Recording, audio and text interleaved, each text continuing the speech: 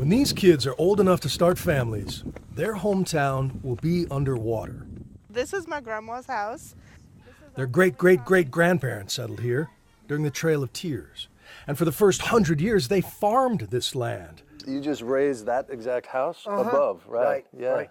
But in the last 30 years, they had to raise their homes a few feet to stay dry. And then a few feet more. Until before and after satellite pictures proved what they already knew. 98% of Ile-de-Jean-Charles, Louisiana, has disappeared. I always talk about water is our life and our death.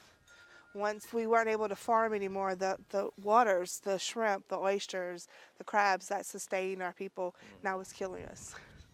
It's killing us. Every hour of every day, a piece of Louisiana about the size of a football field slips into the sea. Every hour, every day. It started when America tamed, locked, and diked the mighty Mississippi, choking off the natural flow of mud that built this land.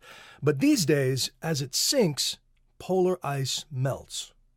Seas rise. Big storms just keep coming. There has been a lot of change in just the last, say, 5 years. And those who study the drowning of Louisiana say it is happening faster than anyone ever predicted. What maybe 5 years ago was the worst case scenario is now what we might call a fairly likely scenario. That's terrifying. It is terrifying. And it basically means that climate change is here in full force. So, Ile-de-Jean-Charles won a first-of-its-kind federal grant, $48 million, to move them about 40 miles north. The state recently closed on 500 acres of old sugarcane fields. We're going to have baseball fields, fishing ponds, wetlands, homes along the back. But before they can even break ground, We just had a tribal meeting today. they are getting a harsh lesson in just how hard it is to convince Americans to uproot and retreat. Anybody else is probably not moving. Really? So, yeah. Half of the 40 families who live here say they will never leave, while others still aren't convinced it's the right move. This so-called climate change thing. So, You put it in quotes, yeah, so-called. that's right.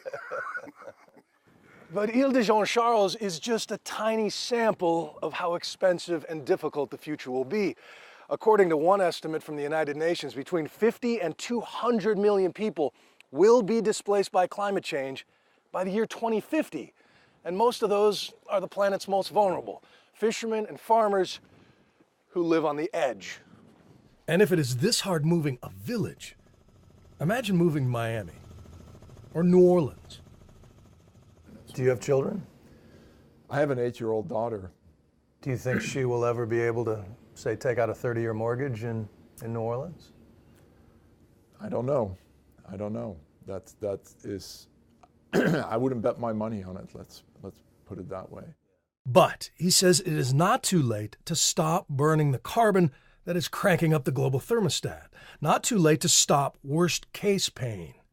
But that will depend more on human nature than Mother Nature. And as people argue, the seas rise every hour of every day.